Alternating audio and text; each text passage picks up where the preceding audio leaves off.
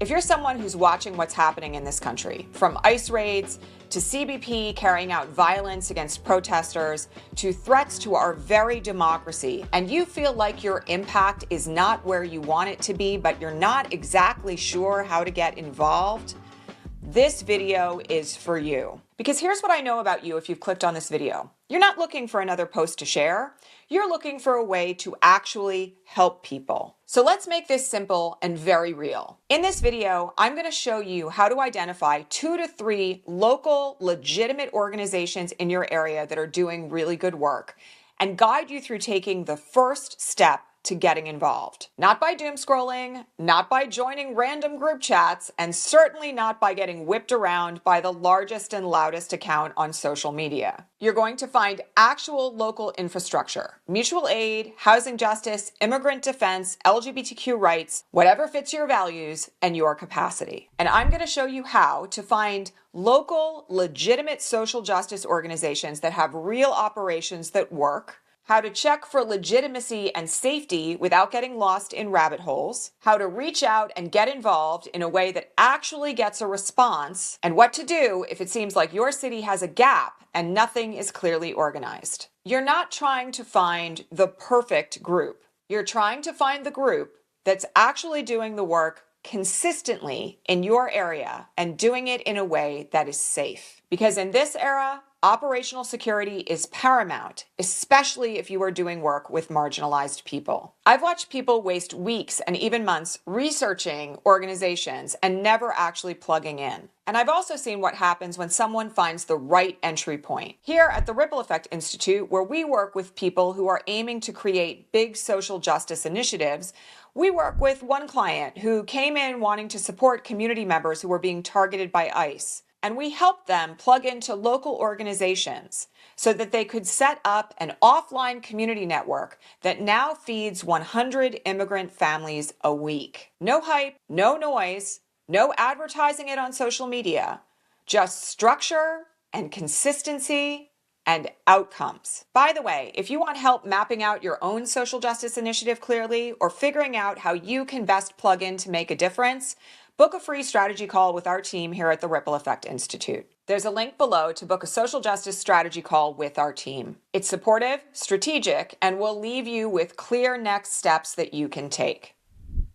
Part 1, how to search for organizations near you that are actually doing the work. Okay, here's where most people get stuck.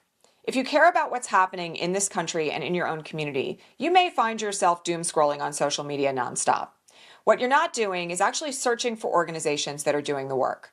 And so what I want to share with you now is how you can find organizations where you live that are actually engaging in positive steps to create change where you live. There are countless people who just spend hours looking at newsreels on Blue Sky and leave feeling depressed and powerless rather than taking affirmative action to figure out how to get involved. So today, we're going to search like we actually want to solve the problem. And we're going to do 2 internet browser searches. That's it. Search number 1 is what I like to call the coalition search. You type your city or county name plus the word coalition, and then you add the issue on which you want to get involved. So it looks like your city, coalition plus immigrant rights, or your city plus coalition plus racial justice, or your city plus coalition plus mutual aid. Here's why this works so effectively. Because coalitions of organizations often list their member organization names. So one coalition page can sometimes hand you 10 local organizations that are working together on an issue that you care about. That is infrastructure, and that's what you want. Now, search number 2 is what I like to call the partner search.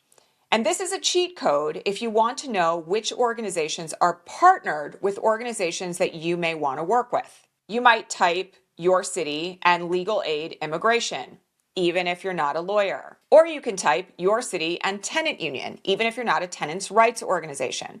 Maybe you type in something like your city and community fridge, because that's going to tell you the organizations that are actually providing food to people who are housing and food insecure. Or, one of my favorites, your city and Court Watch, which will link you to organizations that are doing court watches for people who are going to immigration hearings. Then, when you get to those pages, you're going to click around for things like partners or resources or who we work with. Because these coalitions and initiatives are going to be the place where you're going to start considering where you may want to plug in. Now, as you're looking at this, I do want you to consider the issues of operational safety that I mentioned earlier. If this is a small ad hoc community group and they don't seem to be doing much but posting on Facebook, that's probably not an organization that you're going to want to get involved in. As you're looking at these coalitions and organizations, I want you to consider two quick things.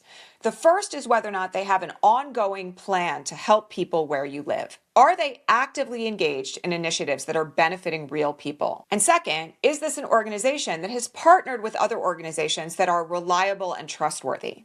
Okay, let's pause here for a second. If you have 2 to 5 tabs open on your computer or your phone after doing this, you've won at this challenge. You have actually met the first goal. Not because having tabs open is the goal, but because you've now actually got a list of organizations that you can choose from in terms of how you might plug in next. And you've done that instead of doom scrolling on social media. So now that you've gotten through step 1, good job.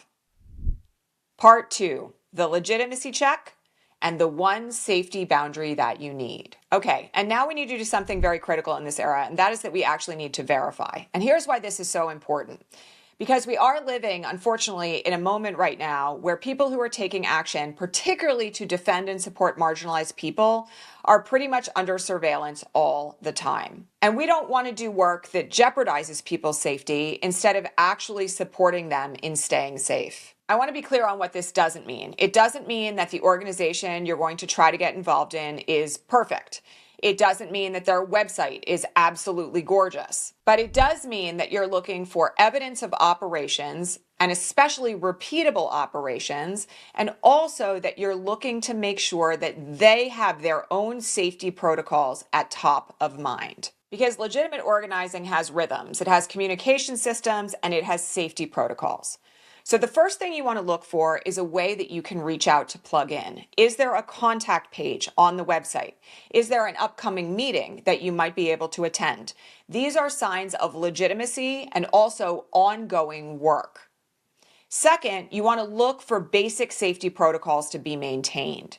This means, particularly in this era, if the organization is doing work with marginalized people, they are not splashing their operations and what they are doing all over social media. It may be safe to advertise a public event, but not the coordination, not the names of organizers, not the location that the work is being done if it is in service to marginalized folks. I'll let you in on a little secret here.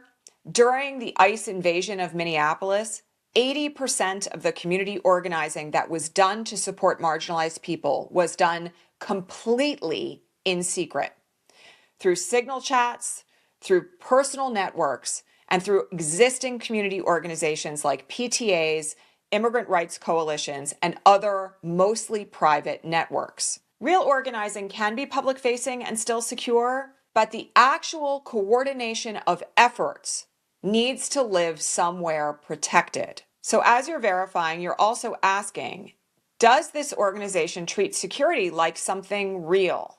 Because if an org is casually coordinating sensitive work in public comment sections, that's not brave, that's careless, and it can get real people hurt. Let me say that again. Operational security isn't paranoia, it's care, it's competency. So if you see an organization that's doing real work, but they're mindful about what they're sharing publicly, that's a green flag. If you see an organization that seems to be organizing with everybody publicly and asking for sensitive details immediately, that's not. Because your job is not to join the loudest group or to join the group that wants to center their own efforts instead of the needs and safety of marginalized people. Your job is to join the organization with repeatable operations and operational security. And if, by the way, you're listening to this and you found some groups, but you're not really sure whether or not they're the right place to plug in, or you haven't found anything and you're thinking maybe it's time to start something on your own, I want to remind you that you can book a free social justice strategy call with us at the link below. Bring us your ideas and we'll help you formulate a concrete plan for how and where to plug in. Part 3. Choose a lane for the next 30 days. Now, the next place where folks, and particularly high-performing professionals, tend to get stuck when they start plugging into social justice is they're looking for the quote-unquote perfect cause. And I get it. You care. You don't want to make the wrong choice, and you don't want to show up in a way that's performative. You want to do something that actually matters and makes a difference. But here's the truth. You don't need to pick the perfect cause. You just need to pick a lane. A lane you can commit to for just 30 days. Because consistency is what makes you valuable in all local organizing. So here are a few lanes that exist in almost every local organizing ecosystem. One lane is direct service and mutual aid. Things like grocery deliveries, childcare, resource distribution, community fridges. Things that have a fast impact, clear roles, and satisfy an immediate need. Another lane is community safety and rapid response support. This right now is where an enormous amount of work is being done in defending individual communities against ICE. And this work is usually run by decentralized rapid response networks that, by the way, are probably offering training where you live. If you choose this lane, you'll be talking about committing to support roles, like maybe running hotlines, verifying whether a particular sighting is in fact ICE and CBP. Maybe things like providing transportation or court support for people who are attending immigration hearings. Or also helping to keep people connected to resources like legal support in the event that they are detained, or support that can make sure that their children are cared for if ICE kidnaps them. Another lane is policy and systems work. Here, we're talking mostly about advocacy. We're talking about coalition coordination, advocating to your city council, tracking legislation, and also researching initiatives that might be dangerous in your own community and strategizing about how to respond. And another lane, and this is where a lot of high-performing professionals are honestly lethal in the best way, is communications and infrastructure. This involves things like volunteer coordination, documentation if it's needed to serve a member of the community, things like intake forms, training logistics, scheduling, data and security protection mechanisms, and most significantly, systems to make sure that those that you are seeking to serve actually get what they need. If you've ever led a team, managed operations, run a project, or handled budgets, you can bring a level of stability that most grassroots organizations desperately need. So here's your assignment. Pick one of these lanes for the next 30 days, just one, and not forever, literally just for the next 30 days. And here I just want to ask you, what would it feel like to stop trying to solve everything on every issue and actually start becoming really effective in one particular way? A way where you know that you could make a measurable difference. That, by the way, is how you build relationships of trust in your own community. And it's truly how you become a part of a local network that creates real change. Part 4, reaching out in a way that will get you effectively plugged in. Okay, now you've got 2 to 3 groups, you've verified them, and you know they're doing great work and they're doing it with security, and you've also picked your lane. The next step is to reach out. And I want to give you a strategy that you can actually use today, because one of the things that we need to recognize in this era is that most organizations doing community work are completely overwhelmed. While it's certainly a first step you can take to reach out over a website or send an email, in most instances right now, organizations are so overwhelmed that it can take them days or even weeks to respond to an email. The more effective way to get plugged in is to attend a meeting or a Zoom and make sure at the end of that event that you are asking 2 significant questions. And these questions do 2 things. They show that you're serious and they give you a direction on what to do next. Here are the 2 questions that I want you to ask. The first step is to say the following and end with a question. I'm really interested in getting involved, and here's what I'm really good at. Where is your most urgent need right now? And then the second question that I want you to ask is, who is the person who I need to talk to make that happen? Let's pause here for a second and talk about why this works. First and foremost, you're asking them to identify their immediate need in the context of the things that you have to offer. That helps to cut through vagary and forcing an organizational leader to try to figure out where you should plug in when you might know best. Second, you're making sure that you have an explicit point of contact with whom to follow up. This is really important because it means that the organization will not have to chase you and you will not have to chase them. This is a way of respecting the reality that the organization is operating under while still making sure that you can plug in a way that works for them. Now, I do want to issue one little word of caution here, because getting paired up with the right organization isn't like speed dating. It's like building real relationships with real people. It may take you a few times to find the right organization. It may also take you a few efforts to actually get connected to the right person. Again, this is because most organizations are completely overwhelmed in serving people who are under threat right now. So exercise patience. If the first organization doesn't work, look for another one and keep following up until you get a response. Part 5. If your city has a gap, here's what to do next. Now, if you did the searches that I recommended back in step 1, and you found that in fact there is no organization that is legitimately doing work on the issues that you care about, I don't want you to panic. This is not a sign that you're alone in caring about these issues, and it's also not a sign that no one where you live is interested in getting involved. It usually means one of 3 things. First, that the work is happening offline.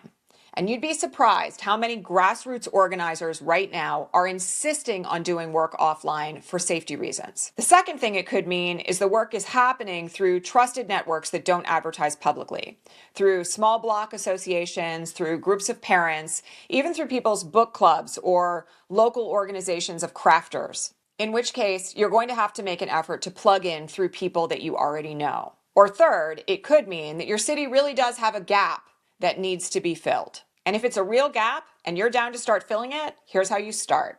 First, you're going to build a 3-person pod. Not a 100-person Discord server and not a massive call-out post on social media. Just a 3-person pod. One of those people needs to be a connector. Someone who's really good at building relationships, who probably already knows a lot of people where you live, and who's really good at finding partners, talking to people about issues, and helping people to get involved. The second person takes on the role of operator. This is the person who builds the process of how you're going to serve, from intake to verification to delivery of the services that you want to provide. And the third person, that person is the steward. The steward is the person who's thinking about consistency, documentation, and basic security. And that means making sure that sensitive coordination isn't happening publicly, especially if marginalized people are being served. From there, once you have your 3-person pod, you pick one outcome for 2 weeks, just one. Something like, we're going to deliver groceries to 10 families. We're going to restock a community fridge on a given schedule. We're going to set up a rotation for court accompaniment. Or we're going to run weekly ride support in a given window. The point here is to not be a hero. The point here is to do something that is repeatable, reliable, and builds trust. Because things that you repeat consistently become trustworthy. And things that are trustworthy become scalable. And that's how real social justice initiatives start. They are small, they are consistent, and they are effective. So here's what I want for you this week. Find those 2 to 3 local organizations on the issues that you care about where you might consider plugging in. Then choose your lane for the next 30 days. What's going to be your area of focus? Then attend a meeting or attend a Zoom, or maybe reach out by email and be patient and ask those 2 really critical questions so that you know how to plug in effectively. And also make sure that in all of this, you are keeping an eye on safety and security. And if there is a gap where you live that needs to be filled, or you need help in making this plan real, book a social justice initiative strategy call with our team at the link below. Bring what you found, bring your ideas, bring the messy version of it all, and we'll help you turn it into something clear, safe, and doable. And if you take just one of these steps this week, you're doing something way beyond doom scrolling. You're becoming infrastructure. And that is the whole point. So take these steps, get involved, and you can be a part of the solution. Thank you so much for being here, and I'll see you in the next video.